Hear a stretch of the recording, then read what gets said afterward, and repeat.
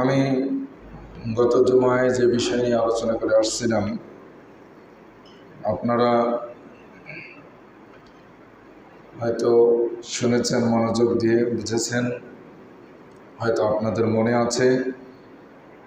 আমার বিষয়টি ছিল মানুষদের ভুল সংশোধন। মানুষদের ভুল সংশোধনে নবী সাল্লাল্লাহু আলাইহি ওয়াসাল্লামের পদ্ধতি বা ভুল সংশোধনের উপরে আলোচনা করে আসছিলাম আর কি। তো গত জুমায় এই বিষয়ের আলোচনা করতে গিয়ে মানুষ মাত্রই ভুল এই বিষয়টির উপরে আলোচনা আমরা শুনেছিলাম। ইনশাআল্লাহ আজকে আমরা ভুল সংশোধন করতে গিয়ে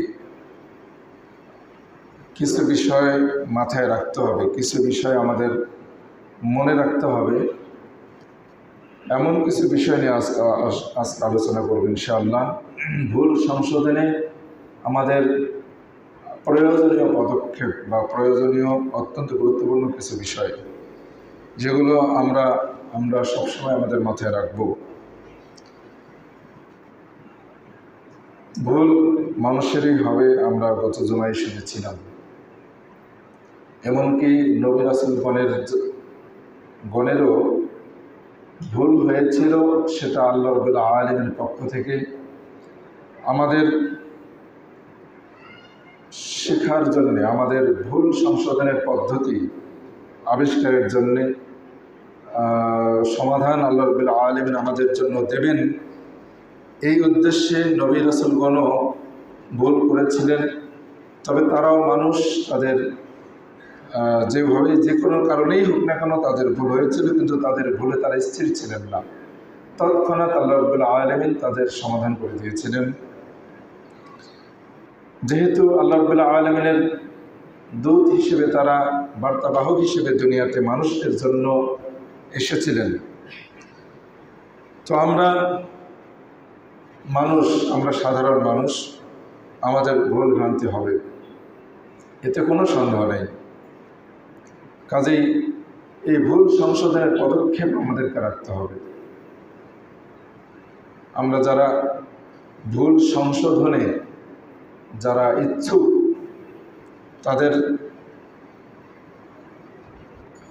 আমরা নিজের ভুল সংশোধন করি বা অন্যের ভুল সংশোধন করি, যেটাই করি না কেন, আমাদের বেশ কিছু বিষয় মনে রাখতে হবে, জানতে হবে। যেমন ভুল সংশোধনে আমাদের প্রথম যে বিষয়টি মনে রাখতে হবে, সেটা হচ্ছে আল ইখলাসু লিল্লাহি তাআলা, আল্লাহ রাব্বুল আলামিনের একনিষ্ঠতা, আল্লাহ রাব্বুল আলামিনের সন্তুষ্টি উদ্দেশ্য থাকতে হবে। আপনি নিজের ভুলেই সংশোধন করুন আর অন্যের ভুলেই সংশোধন করে দিন না কেন, আল্লাহ রাব্বুল আলামিনের সন্তুষ্টির উদ্দেশ্য থাকতে হবে। নিজের বড়ত্ব জাহির করার উদ্দেশ্য নয়।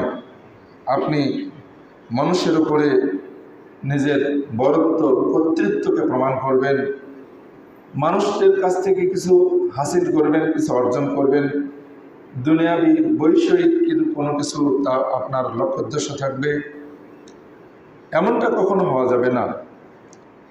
কখনো এমন উদ্দেশ্যে ভুল সংশোধন করা যাবে না যে আপনি মনের জ্বালা মিটালেন, মনের স্বাদ মিটালেন, আরেকজন ভুল করে তাকে আপনি সংশোধন করে দিতে গিয়ে আপনার একটা যে মানসিক কুপ্রবৃত্তির ক্ষুধা আছে, সেটা নিবারণ করলেন। অনেকেই মানুষের ভুল সংশোধন করার চেষ্টা করি বটে, কিন্তু এখানে নেকি অর্জনের উদ্দেশ্য না করে বরং আমরা নিজেদের বাহাবা মানুষদের কাছে অর্জনের জন্যে আমরা সাধারণত এই কাজগুলো করে থাকি। কাজেই আল ইখলাসু লিল্লাহি, আল্লাহ রাব্বুল আলামিনের সন্তুষ্টির জন্য ভুল সংশোধন করতে হবে। আমরা সকলেই জানি, ইমাম তিরমিজি রাহিমাহুল্লাহ তিনি 2382 নম্বর হাদিসে নিয়ে আসছেন। আমরা অনেক শুনেছি হাদিসটি, যে রাসূলুল্লাহ সাল্লাল্লাহু আলাইহি ওয়াসাল্লাম বলেছেন, আউয়ালু খালকিল্লাহি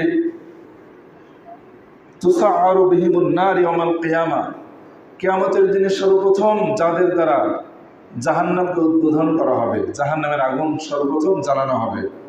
প্রথম যাদের দ্বারা জাহান্নাম জ্বালানো শুরু করা হবে এরা হলো এমন 3 ব্যক্তি যাদেরকে আল্লাহ রাব্বুল আলামিন বিভিন্ন দিক থেকে যোগ্যতা দিয়েছেন। যেমন কাউকে যোগ্যতা দিয়েছেন কোরআনের জ্ঞান দিয়েছেন, আরেকজনকে হয়তো আল্লাহর পথে জেহাদের শক্তি সামর্থ্য দিয়েছেন, আর আরেকজন ব্যক্তি যাকে আল্লাহ রাব্বুল আলামিন মালদার করেছেন, অর্থশালী করেছেন, কিন্তু 3 জনেই কোরআনের পাঠক যিনি, আলেম যিনি, মানুষের কাছে জ্ঞানী প্রমাণ করার জন্য তিনি কোরআন পড়েছিলেন, জ্ঞান অর্জন করেছিলেন, কারি সাজার জন্যে কোরআন অত্যন্ত চমৎকার করে তেলাওয়াত করতে পারেন, বা জ্ঞানী এভাবে বাহাবা নেওয়ার জন্যে যিনি আল্লাহর পথে জিহাদ করবেন, তিনি মানুষদের কাছে বীর বিক্রম, বীরত্ব, বীর নাম নেওয়ার জন্য জিহাদ করবে। এবং আরেকজন হচ্ছে মানুষের উপকারের জন্য অর্থ খরচ করবে, কিন্তু সেটা আল্লাহর উদ্দেশ্য নয়, আল্লাহর রাব্বুল আলামিনের সন্তুষ্টির জন্য নয়, মানুষের কাছে নিজের দানবীর নাম পাওয়ার জন্যে।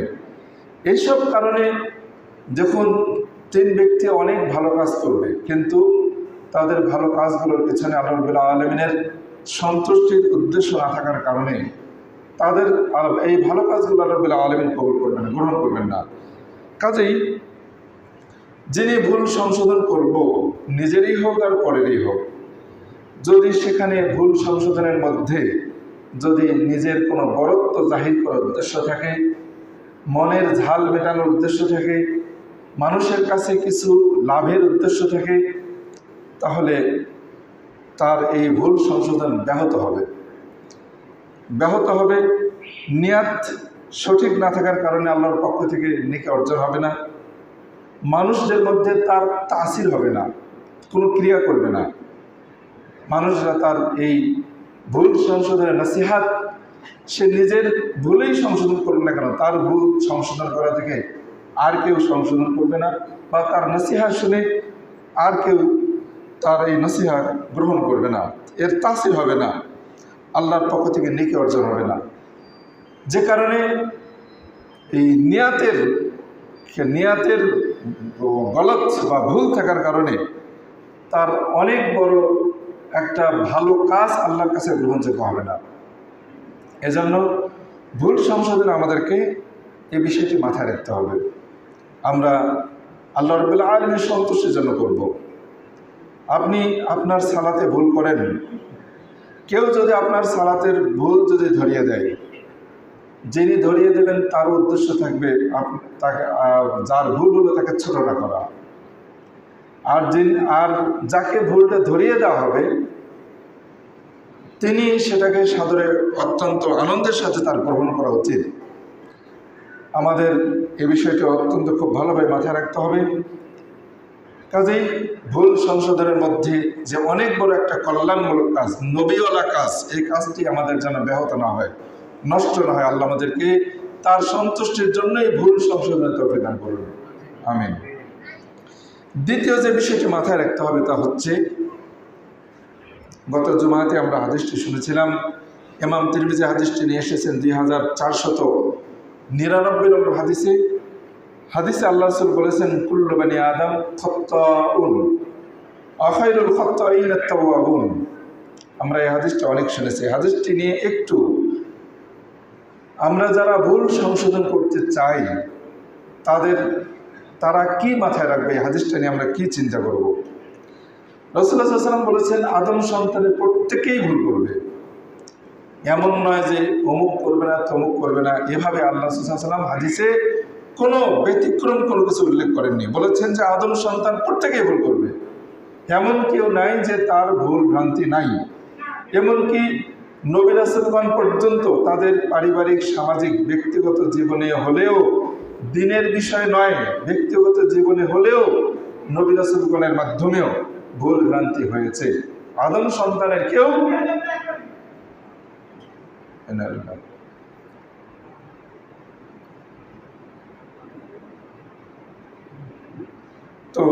নবী রাসূলগণ পর্যন্ত কেউই ভুল থেকে ঊর্ধ্বে নয়। আমরা দেখুন এদিকে তো আদম সন্তানের প্রত্যেকেই ভুল করবে, যিনি ভুল সংশোধন করব তাকে যে বিষয়টা মাথায় রাখতে হবে, যার মধ্যে আমরা অনেক ভুলকারী জড়িত হতে পারে, কেউ কম কেউ বেশি, কারোর মধ্যে ভুল অনেক বেশি থাকতে পারে, কারোর মধ্যে ভুল অনেক কম থাকতে পারে। আবার যিনি সংশোধনকারী, বা আবার অনেকে ভাবতে পারে যে আমার মধ্যে কোনো ভুল নাই, এটা অনেকে ভাবতে পারে, এটা ভুল ধারণা, এটা অনেক বড় ভুল ধারণা। তো যার মধ্যে অনেক বেশি ভুল থাকবে তার ব্যাপারে আমরা কখনো এই চিন্তা করবো না যে সে ব্যর্থ, সে পরাজিত, সে ফেল, সে আল্লাহর ক্ষমা পাবে না, সে নিশ্চিত জাহান্নামে যাবে, এইরকম চিন্তা করা কখনো যাবে না। এটা কখনো মাথায় রাখা যাবে না, কোনোদিনও না, কোশ্চেন কালেও না। কারণ আমরা এই বিষয়ে অনেক শুনেছি, আল্লাহ রাব্বুল আলামিনের অনেক বান্দা আছে যারা জীবনে অনেক ভুল করেছে, এরপরে আল্লাহ রাব্বুল আলামিন তাদেরকে ক্ষমা করেছেন। তবে সব ভুলকারীকেই আল্লাহ ক্ষমা করবেন, সবাই সকল ভুলকারী ক্ষমার সুযোগ পাবে। এটাও এমনটা যদি চিন্তা করে ভুল করেই যাই অমুক করেছে আমিও করব, তাহলে কিন্তু ভুল চিন্তা। আমরা কখনো এটা করব না। আমরা যেটা মাথায় রাখবো যে যারা অনেক বেশি ভুল করেছে তাদের ব্যাপারে আমরা কখনো সে ব্যর্থ, সে পরাজিত, সে নিশ্চিত জাহান্নামী, এই বিষয়টা আমরা কখনো ভাববো না। ভেবে আমরা তাকে আল্লাহর রহমত থেকে নিরাশ করবো না। আল্লাহ রাব্বুল আলামিন তিনি বলেছেন, লা তাকনাতু মির রাহমাতিল্লাহ, আল্লাহর রহমত থেকে নিরাশ হও না। আল্লাহ রাব্বুল আলামিন ক্ষমাশীল, তিনি ক্ষমার জন্যই প্রস্তুত হয়ে আছেন। কাজেই একটা মানুষকে আপনি আজকে একটা ভুলের উপরে দেখলেন, আপনি তাকে নসিহত করুন। আগামীকালকে আবারও যদি তাকে সেই ভুলের উপরে দেখেন তাহলে আবারও তাকে নসিহত করুন। পরের দিন আবারও একই ভুলের উপরে যদি দেখেন আবার তাকে নসিহত করুন। এভাবে চলতেই থাকবে যদি আপনি তাকে প্রতিদিন আপনার জীবনের প্রত্যেকটা দিনেই যদি তাকে ভুলের উপরে দেখে থাকেন, তারপরে তাকে নসিহত করতে হবে, তাকে সদুপদেশ দিতে হবে, তার ব্যাপারে নিরাশ হওয়া যাবে না। নিরাশ হওয়ার কোনো যৌক্তিকতা নেই। নিরাশ একমাত্র কাফের সম্প্রদায়, যারা আল্লাহর রহমত থেকে নিরাশ, যারা কাফের, তারাই কেবলমাত্র নিরাশ হয়। কাজেই কখনো কোনো অপরাধীর ব্যাপারে কখনো কোনো অপরাধী বা ভুলকারীর ব্যাপারে আমরা কখনো মাথায় রাখবো না যে সে ব্যর্থ হবে, সে জাহান্নামী হবে, এই চিন্তা কখনো রাখবো না। আমি আপনাদেরকে একটা কথা বলি যে যারা অনেক ভালো কাজ করে এমন কোনো ব্যক্তি যদি মারা যান তাহলে আমরা তার ব্যাপারে বিশ্বাস রাখবো যে তিনি জান্নাতি হওয়ার সম্ভাবনা বেশি, তবে জাহান্নামীও হতে পারে। আবার যে অনেক বেশি অপরাধী এমন কোনো ব্যক্তি যদি মারা যায় তাহলে আমরা তার ব্যাপারে বিশ্বাস রাখবো যে সে জাহান্নামী হওয়ার সম্ভাবনা বেশি, তবে সে জান্নাতিও হতে পারে। আমি বারবার এই কথা বহুবার আমি আপনাদের বলি। কাজেই যত বড়ই অপরাধী হোক না কেন আমরা তার ব্যাপারে নিরাশ হব না, তার ব্যাপারে ব্যর্থ বা নিরাশ কোনো চিন্তা ভাবনা আমরা কোনো মাথায় রাখবো না। দ্বিতীয়ত, যাকে হয়তো অনেক বেশি ভালো কাজ করতে দেখি, যাকে মনে করি যে সে অনেক ভালো কাজ করে, তার দ্বারা কখনো অন্যায় ঘটে না, ভুল কখনো ঘটে না, এটাও আমাদের বিশ্বাস করা যাবে না। কারণ প্রত্যেকটা মানুষের ভুল আছে, এটাই স্বাভাবিক। ভুল মুক্ত কোনো মানুষ পৃথিবীতে নাই। এমনকি যিনি নসিহত করবেন, আমি মূলত যে বিষয়টা বলতে চাচ্ছি, যিনি নসিহত করবেন, মানুষকে ভুল থেকে উঠে আসার যিনি উপদেশ দেবেন, নসিহত উপদেশকারী যিনি, ভুল সংশোধনকারী যিনি, তাকেও মাথায় রাখতে হবে। যাকে নসিহত করতে যাচ্ছি, যে ওই ব্যক্তি যে ভুলে নিপতিত আছে, ওই ব্যক্তি যে ভুলে পড়ে আছে, যে পাপে পড়ে আছে, ওই পাপে যিনি নসিহত করছেন তিনিও ওই পাপে পড়তে পারেন। ওই ভুলের মধ্যে কোনো কারণে কোনো এক সময় পড়ে যেতে পারেন, অনিচ্ছায় অপরিকল্পিতভাবে কখনো পড়ে যেতে পারেন। কাজেই যিনি নসিহত করবেন, পরামর্শ দেবেন, ভুল থেকে উঠে আসার পরামর্শ দেবেন, তিনি অপরাধীকে আদর, স্নেহ, মায়া, মমতা নিয়ে তাকে ভুল থেকে উঠে আসার জন্য পরামর্শ দিতে হবে। অহংকার নিয়ে নয়, গর্ব নিয়ে নয় যে আমি ওই ভুল করি না, এমন অহংকার গর্বিত হয়ে কখনো কখনো অপরাধীকে, ভুলকারীকে কখনো এভাবে উপদেশ দেওয়া যাবে না। কারণ যদি কোনো ব্যক্তি এভাবে নসিহাকারী, যদি কোনো অপরাধী ব্যক্তিকে, ভুলকারী ব্যক্তিকে এভাবে নসিহাত করে এই চিন্তা নিয়ে, তাহলে সে অহংকারী হলো, সে অহংকারী হলো। এই অহংকার আল্লাহ রাব্বুল আলামিন কখনো পছন্দ করেন না। আর মানুষ জানে না যে আগামীকালকে তার কি ঘটবে।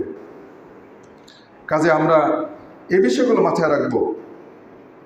দেখুন, আমরা এই বিষয়গুলো অত্যন্ত ভালোভাবে খেয়াল রাখবো যে কখনো মানুষের বৈশিষ্ট্য হচ্ছে ভুল করা। এই স্বভাব দিয়েই আল্লাহ রাব্বুল আলামিন মানুষকে সৃষ্টি করেছেন।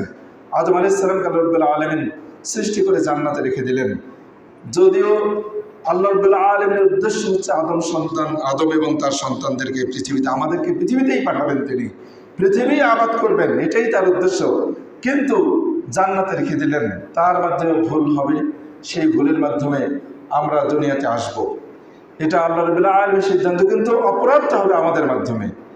এই অপরাধ হবে, এটাই স্বাভাবিক। কাজেই আমরা কখনো নিজকে এমনটা মনে করব না যে আমাদের কখনো ভুল হবে না। এরপরে আমরা যে বিষয়টি ভাবব সেটা হচ্ছে, যিনি ভুল ধরে দেব, যিনি ভুল প্রমাণ করে দেব, তার দলিল জানা থাকতে হবে, প্রমাণ জানা থাকতে হবে, তার জানা থাকতে হবে যে এটা ভুল। তিনি জানেন না যে সেটা ভুল কি না, অথচ যদি তিনি চিহ্নিত করে বলতে চান যে এটা ভুল, তাহলে ভুল ধরে দিতে গিয়ে আরেক অপরাধে তিনি পড়ে যাবেন। কাজেই দলিল জানা থাকতে হবে, প্রমাণ জানা থাকতে হবে।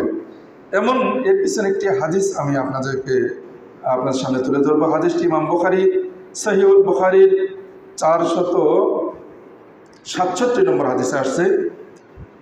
মুহাম্মদ বিন মুনকাদের একজন তাবঈ, তিনি বলছেন, সাল্লা জাবিরুন ফি ইজারিন, জাবির রাদিয়াল্লাহু আনহু তিনি সালাত আদা করছিলেন শুধু লুঙ্গি পরে।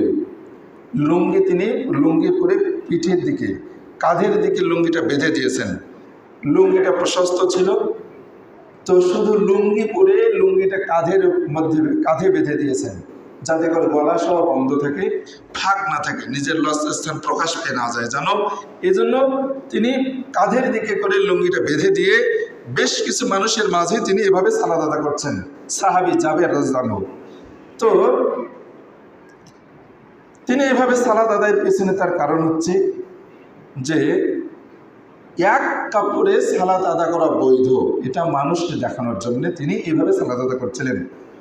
তো এইভাবে সালাত আদা করতে গিয়ে যারা এটা জায়েজ বলে জানে না, তারা তাকে প্রশ্ন করে বসবেন, এটা তিনি মনে মনে চিন্তা করে আছেন। যে যারা জানে না যে এক কাপড়েও সালাত আদায় করা যাবে, এটা যারা জানে না, তারা তাকে এই বিষয়টা নিয়ে প্রশ্ন করে বসবেন। এই জন্যই তিনি মূলত এভাবে সালাত আদায় করছিলেন। যখন এভাবে সালাত আদায় করছিলেন, এদিকে তিনি এক কাপড়ে সালাত আদায় করছেন, অথচ তার কাপড় রাখার যে আনালা রয়েছে, সেই আনালায় তার আরও কাপড় আছে, তারপরেও তিনি কাপড় থাকা সত্ত্বেও তিনি এক কাপড়ে সালাত আদায় করছিলেন। যখন এভাবে তিনি সালাত আদায় করছিলেন, তখন এক ব্যক্তি থেকে বলে উঠলেন, তুসাল্লি ফি ইজারিন ওয়াহিদিন, আপনি মাত্র লুঙ্গি পরে, একটা লুঙ্গি পরে সালাত আদায় করছেন, এটা কি করে করলেন? এটা কেমন করে হয়? এটা করলেন কেন? আপনার তো আরও কাপড় আছে, আপনি মাত্র একটা লুঙ্গি পরেই সালাত আদায় করলেন কেন? তখন তিনি বললেন, ফাকালা, জাবের বলে, ইন্নামা সানাতু যালিকা, আমি এটা এই কারণেই করলাম যে লিয়ারানি আহমাক মিসলুক, যেন তোমার মতো আহাম্মক যারা, তোমার মতো বোকা নির্বোধ যারা, তারা যেন আমাকে দেখে প্রশ্ন করে যে আমি কেন একটা লুঙ্গি পরে সালাত আদায় করলাম। তোমার মতো বোকা আহাম্মক, আমরা আহাম্মক বলি না, আরবিতে এটা আরবি শব্দ মূলত। আল্লাহ জাবের বললেন যে তোমার মতো আহাম্মক যারা, তারা আমাকে দেখে যেন প্রশ্ন করে, এই জন্যই মূলত আমি এভাবে সালাত আদায় করলাম। তখন এখানে হাদিসটি শেষ, সহিহ বুখারীর হাদিস। তিনি জাবের আরো বললেন যে ফাকাল ইন্নামা সানাতু যালিকা লিয়ারানি আহমাক মিসলু ওয়া আইয়ুনা কানা লাহু সাওবানে, আমাদের এমন কে আছে যে প্রত্যেকের দুইটা করে কাপড় আছে, সবাই দুই কাপড়ে সালাত আদায় করবে, এমন আমাদের মধ্যে কে আছে?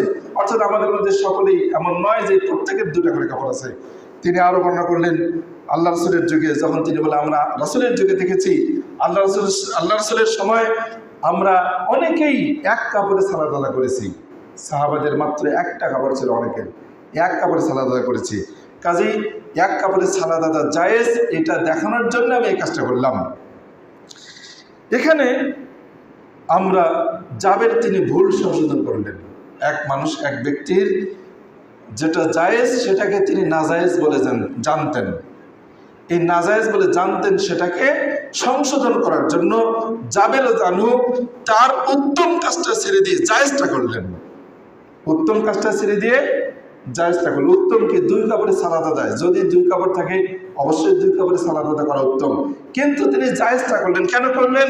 যাতে করে মানুষরা অনেকের এই অজানা বিষয়টি জেনে যায়, এই কারণে তিনি জায়েজ কাজটা করলেন। অনুত্তমটা করলেন, উত্তমটা ত্যাগ করলেন, ছেড়ে দিলেন। আমরা জানি আবু বকর, ওমর রাদিয়াল্লাহু আনহুমা, এরকম অনেক বড় বড় সাহাবীগণ, তারা কোরবানি মাঝে মাঝে করতেন না। কেন করতেন না? যাতে করে মানুষের এটাকে ফরজ মনে না করে। রাসূলুল্লাহ সাল্লাল্লাহু আলাইহি ওয়াসাল্লাম মাত্র 3 দিন সালাতুত তারাবিহ আদা করলেন, আর করলেন না। জায়েজ অথচ করলেন না। কেন করলেন না? যাতে করে ফরজ করে দেওয়া না হয়। তো এমন অনেক বিষয় রয়েছে যে জায়েজ, উত্তমটা ছেড়ে দিয়ে জায়েজটা করলেন। কেন? যাতে করে মানুষেরা এটা জানতে পারে, ভুল সংশোধনের উদ্দেশ্যে। আমরা আমাদের মধ্যে এরকম একটা অনেক চিন্তা থেকে আমরা অনেকে দেখি যে যদি কখনো কেউ কোনো জায়েজ কাজ করে তাহলে আমরা তাকে তিরস্কার করি, আমরা তাকে নানা রকম উঁচু নিচু কথা বলি, তিরস্কার করি, নানা রকম কথা বলি, ছোট করে দিই। আসলে জায়েজ, যদি কোনো ব্যক্তি জায়েজ কাজ করে তাহলে সেটা জায়েজ হবে, তবে উত্তমটা তার যদি জানা থাকে, আর কি উত্তমটা জানা থাকতে হবে, উত্তমটাও করতে হবে। এর অর্থই নয় যে জাবের সাহাবী তিনি সর্বদাই জায়েজটাই করেন, উত্তমটা ছেড়ে দেন, এমনটা নয়। আমরা এখানে সুযোগ নেব না। আবার অনেকে সুযোগ সন্ধানে আছি। কি সুযোগ? যদি জায়েজ হয়ে থাকে তাহলে আমি এটাই করবো, উত্তমটা ছেড়ে দেবো। এর ধরনের যদি কেউ বুঝে থাকে তাহলে ভুল বুঝবো। আমার এখানে উদ্দেশ্য হচ্ছে ভুল সংশোধন করে দেওয়া। এটা দলিল ভিত্তিক হতে হবে, দলিল ভিত্তিক হতে হবে, দলিল জানা থাকতে হবে। আমরা অনেকে রয়েছি যারা অন্যের ভুল ধরি কিন্তু দলিল জানি না।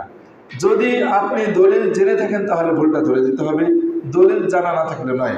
কারণ যদি আপনি দলিল জানা না জেনে থাকেন আর ভুলটা ধরতে যান, তাহলে আপনিও অপরাধের মধ্যে পড়ে যেতে পারেন, ভুলের মধ্যে পড়ে যেতে পারেন, যেটা হয়তো অনেক বড় একটা অন্যায় হয়ে যাবে। কাজে আসুন আমরা ভুল সংশোধনে এ বিষয়টি মাথায় রাখবো যে আমরা দলিল ভিত্তিক ভুল সংশোধন করার চেষ্টা করব। আমরা যদি কেউ কখনো কোনো জায়েজ কাজ করে তাহলে তাকে তিরস্কার করব না। আর উত্তমটা যদি বলে যাওয়ার প্রয়োজনে আমরা বলে দিতে পারি ইনশাআল্লাহ, কিন্তু কখনো আমরা এমন বৈধ কাজ করলে তিরস্কার করব না। আবার অনেক আলেমকে এখানে আরেকটা আমরা শিক্ষা নিতে পারি। জাবের জানু তাবেঈদের মাঝে তিনি একজন সাহাবী, অনেক বড় একজন ব্যক্তি। তিনি যখন একটা বৈধ কাজ করছেন তাহলে সাহাবীদের, এই হাদিসটি আমি বলছিলাম মুহাম্মদ বিন মুনকাদিরের পক্ষ থেকে তিনি এই হাদিসটি বর্ণনা করেছেন, ইমাম বুখারী তিনি নিয়ে আসছেন। তো সাহাবী তাবেঈদের মাঝে এই কাজটি করছিলেন, মানে একজন আলেম বিদ্দিন, যিনি দিন সম্পর্কে বেশি ভালো জানেন, যিনি আল্লাহ রাসূলকে দেখেছেন, যিনি অনেক মাসালা বেশি ভালো জানেন, এমন একজন সাহাবীর ভুল ধরতেছে একজন তাবেঈ। আমরা এ ধরনের অনেক সময় ভুল করে অন্যায় করে থাকি যে আমরা যদি কেউ কাউকে এমন কোনো বিষয়ে যদি আমরা দেখি যে তিনি ভুল করলেন, আমরা তাকে হয়তো ভিন্নভাবে আমরা তাকে প্রশ্ন করতে পারি, বলতে পারি যে আপনার দেখুন তো আপনার কথাটা ঠিক না বেঠিক, যদি ঠিক হয়ে থাকে তাহলে আপনি আমাকে বুঝিয়ে দিন বিষয়টি, আপনি আমাকে দলিল ভিত্তিক বিষয়টি বুঝিয়ে দিন। এভাবে আমাদেরকে জিজ্ঞেস করতে হবে। আপনি এই বিষয়ে হয়তো তেমন কিছু জানেন না, আবার বলে ফেলে সিদ্ধান্ত দিয়ে দিলেন যেটা ভুল করলেন, তাহলে কি ঠিক হবে? যেমন জাবেরকে ওই ব্যক্তি বলে ফেললে আপনি এই কি কাজ করলেন, তখন জাবের তাকে কি শব্দ বললেন? আহমক বললেন, বেকুব বললেন, অজ্ঞ বললেন। কাজেই আমরা এই ধরনের অবস্থা থেকে অবশ্যই সাবধান থাকবো। ভুল সংশোধনের ব্যাপারে আমাদের মাথায় এই বিষয়গুলো রাখতে হবে। এরপরে ভুল সংশোধনের ব্যাপারে আমাদের আরো যে বিষয়গুলো মাথায় রাখতে হবে, দেখুন, সবচাইতে বড় ভুলগুলোকে, বড় অপরাধগুলোকে বেশি গুরুত্ব দিতে হবে। বেশি বেশি বড় অপরাধ যেগুলো দিনকে নষ্ট করে, যে কাজগুলো করলে মানুষ ঈমান হারা হয়ে যায়, এমন বিষয়গুলোকে বেশি গুরুত্ব দিতে হবে। সবচেয়ে বেশি গুরুত্ব দিতে হবে এমন বিষয়গুলোর মধ্যে থেকে বিশেষ করে হলো আশরিকু বিল্লাহ, আল্লাহ রাব্বুল আলামিনের সাথে শিরক করা। আল্লাহ রাব্বুল আলামিনের সাথে শিরকমূলক যদি কোনো ব্যক্তি কোনো কাজ করে থাকে, তাহলে এই বিষয়কে অবশ্যই গুরুত্ব দিতে হবে। দেরি করা যাবে না, তৎক্ষণাৎ সংশোধন করার চেষ্টা করতে হবে। আমরা যেমন এর পিছনে অনেক হাদিস, আমরা এই বিষয়গুলো এর আগে অনেক শুনেছি। শিরক যদি কখনো কোনো মানুষের মাধ্যমে ঘটে যায়, তখন সেখানে সংশোধনের জন্য একটা সুযোগ নেওয়ার চেষ্টা করতেই হবে। যতটুকু সম্ভব, যেভাবে সম্ভব চেষ্টা করতে হবে। আপনি যেভাবেই আপনার সাধ্যের মাধ্যমে চেষ্টা করতে হবে। যদি সাধ্যে না হয় তাহলে সেটা ভিন্ন বিষয়, পরিবেশ না থাকলে সেটা ভিন্ন বিষয়। আল্লাহ রাব্বুল আলামিন বাধ্য করবেন না। আমরা এই বিষয়ে পরে আসতেছি। আপনার পদ, মর্যাদা, অবস্থান, শক্তির আলোকে আপনাকে ভুল সংশোধনের জন্য এগিয়ে যেতে হবে। আর আর সবচেয়ে বেশি বড় অপরাধটাকে বেশি গুরুত্ব দিতে হবে। দেখুন, মুগিরা বিন শুআবা সাহাবী থেকে বর্ণিত, তিনি বলছেন যে সূর্যগ্রহণ হলো যেদিন আল্লাহ রাসূলের ছেলে ইব্রাহিম মারা গিয়েছিলেন, সেদিন সূর্যগ্রহণ হলো। তখন মানুষেরা ভাবলো যে মানুষের অনেকেই মনে মনে চিন্তা করলো, কুবিশ্বাস চলে আসছিল, শিরকি বিশ্বাস চলে আসছিল যে হয়তো আল্লাহ রাসূলের ছেলে ইব্রাহিমের মৃত্যুর কারণেই আজকে সূর্য আলোহীন হয়ে গেল, সূর্যগ্রহণ হলো, এমনটা মানুষের ভাবছিল। আল্লাহ সাল্লাল্লাহু আলাইহি ওয়াসাল্লাম তিনি সাহাবাদের এই চিন্তাকে প্রত্যাখ্যান করলেন, প্রতিহত করলেন। তৎক্ষণাৎ বলে দিলেন যে ইন্নাশ শামসা ওয়াল কামার আয়াতান, সূর্য এবং চন্দ্র এই দুটি হচ্ছে আল্লাহর বিশেষ নিদর্শন।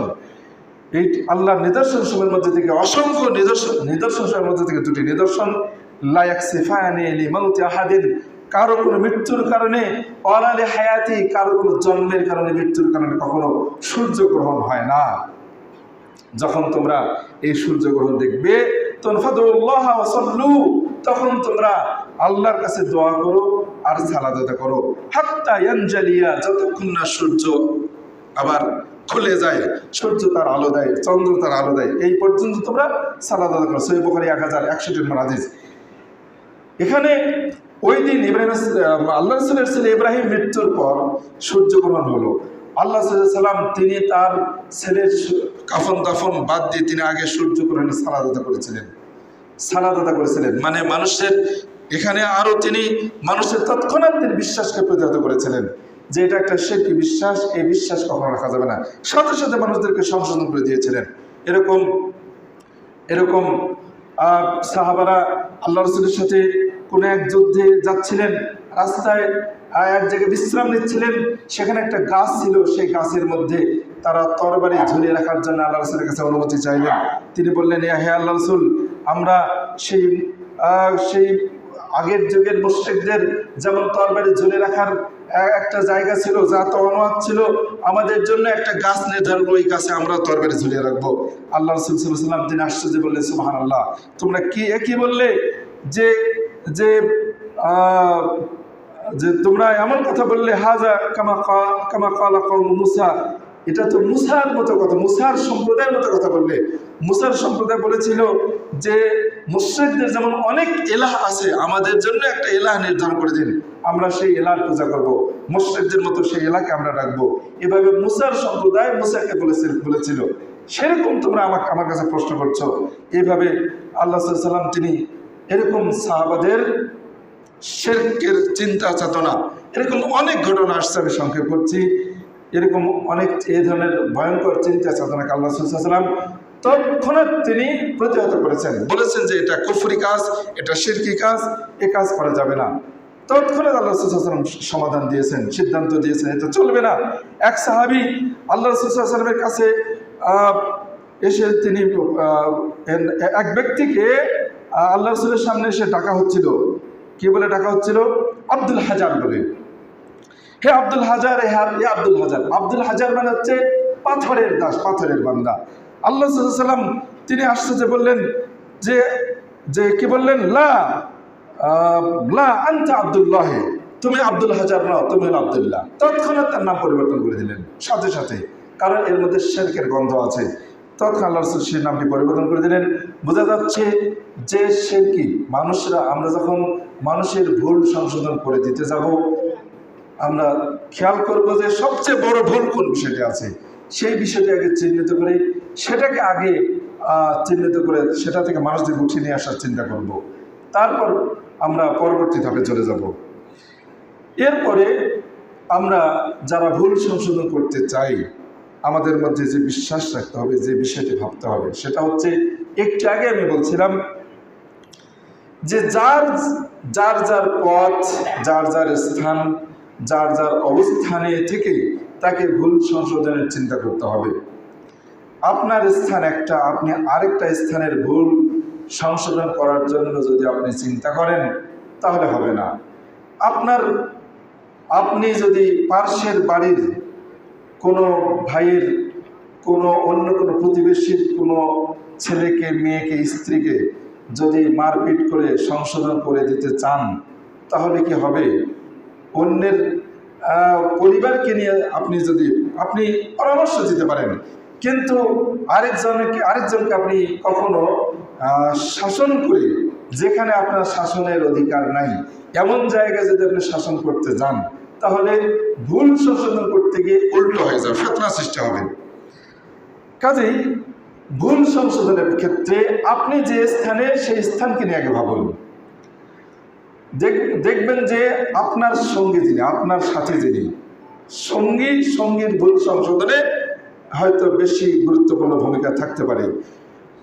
নিকটতম ব্যক্তি, আপনার পরিচিত ব্যক্তি আপনার ভুল সংশোধনে বেশি কার্যকরী হতে পারে, কিন্তু অচেনা কোনো ব্যক্তি, যাকে আপনি কখনো জানেন না, চেনেন না, এমন ব্যক্তি যদি আপনার ভুল ধরিয়ে দেয়, তাহলে কি আপনি তার ভুল সংশোধনটা মেনে নেবেন? মেনে নেবেন না। সাধারণত এটা হতে পারে না। কাজেই ভুল সংশোধনের ক্ষেত্রে নিজের পদমর্যাদা, নিজের অবস্থান, নিজের অবস্থানটাকে বিচার করতে হবে। যদি আপনি সেটা বিচার না করেন তাহলে কিন্তু কখনো হবে না, এটা ভাবতে হবে। সাথে সাথে আপনাকে নিজেকে ভাবতে হবে যে আপনি ওই অপরাধীর চেয়ে ঊর্ধ্বের কোনো ব্যক্তি নন, আপনি ওই ব্যক্তির মতো একজন সাধারণ মানুষ, এছাড়া অন্য কিছু নন। আমরা এখানে কিছু উদাহরণ নিতে পারি, একটু কিছু হাদিস স্মরণ করতে পারি। যেমন ধরে নিন, ইয়াইশ বিন তোহফা আল গিফারি সাহাবী থেকে, তিনি তার পিতা থেকে বর্ণনা করছেন।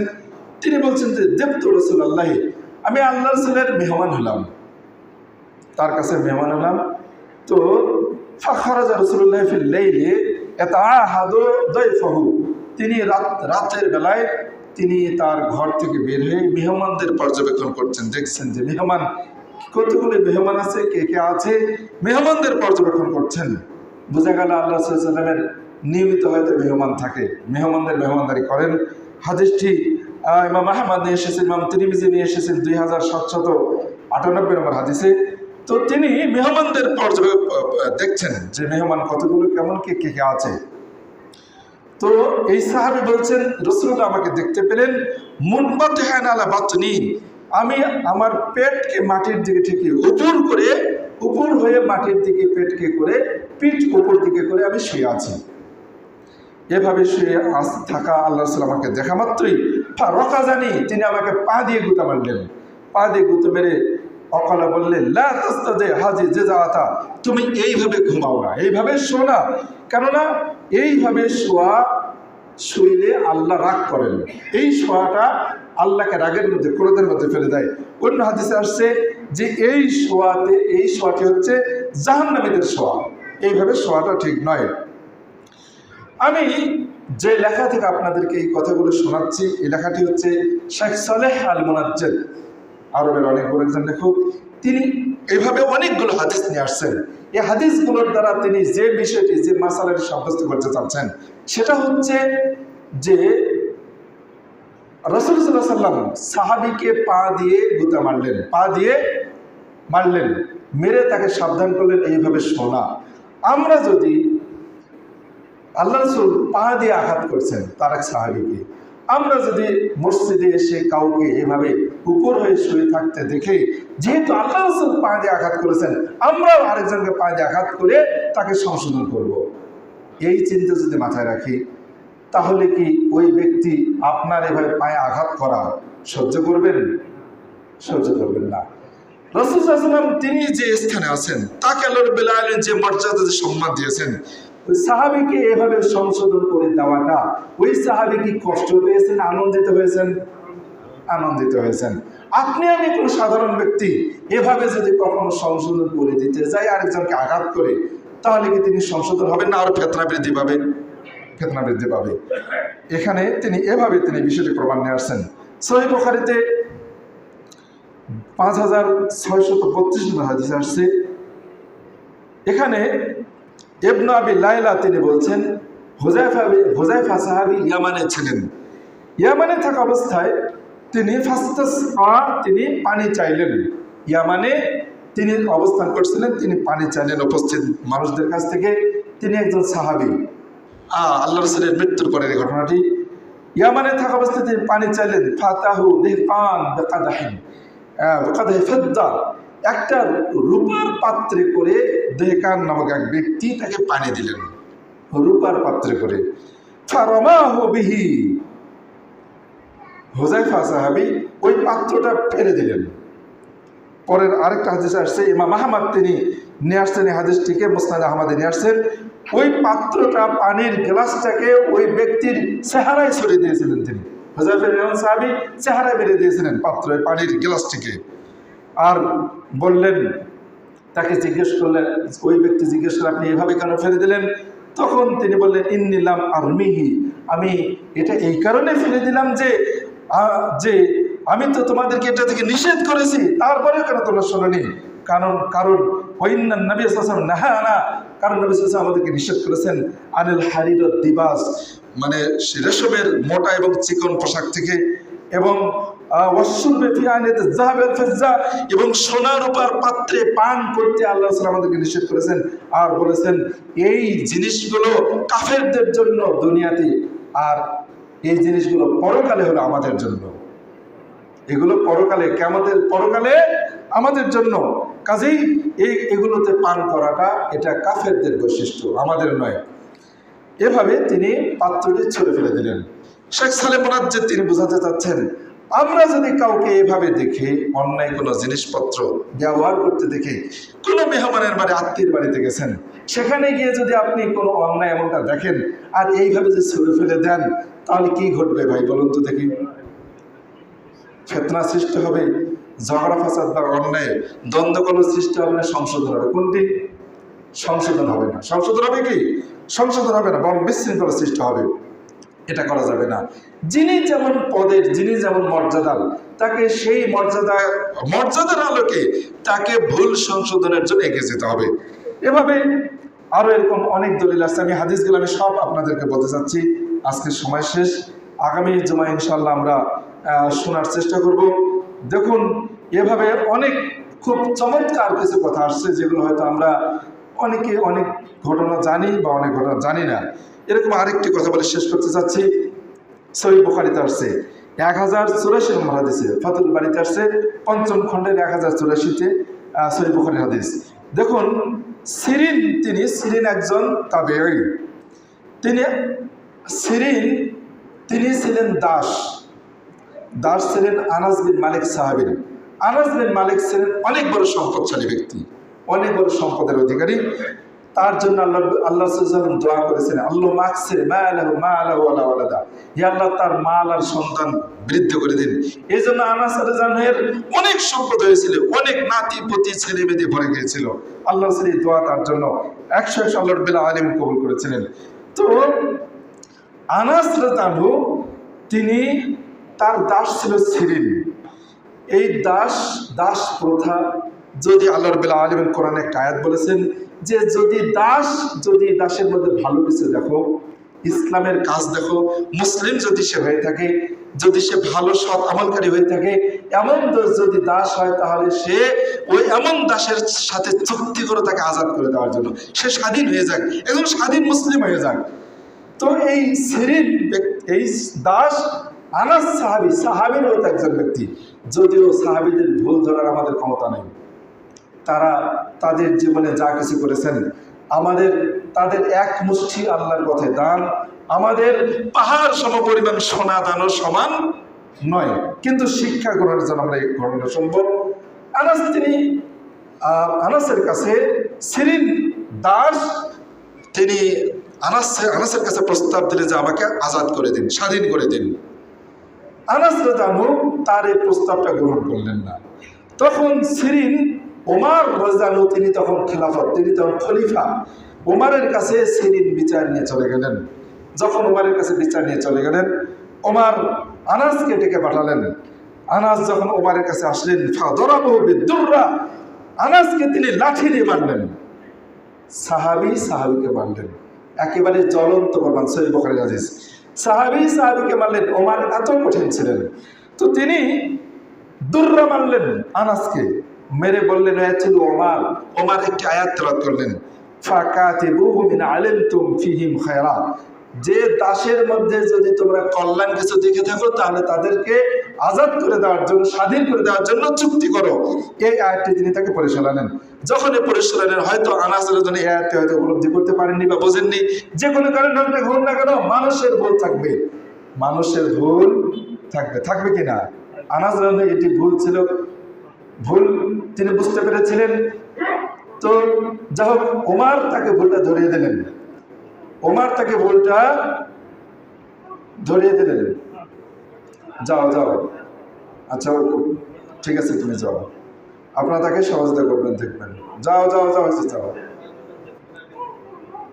তো আনাস রাদিয়াল্লাহু দেখুন এদিকে হয়েছে, জাহিদ ভাই, আচ্ছা বসে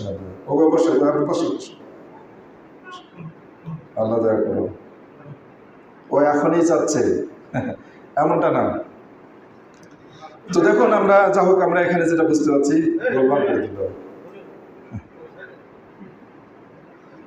আল্লাহ মাফ করুন।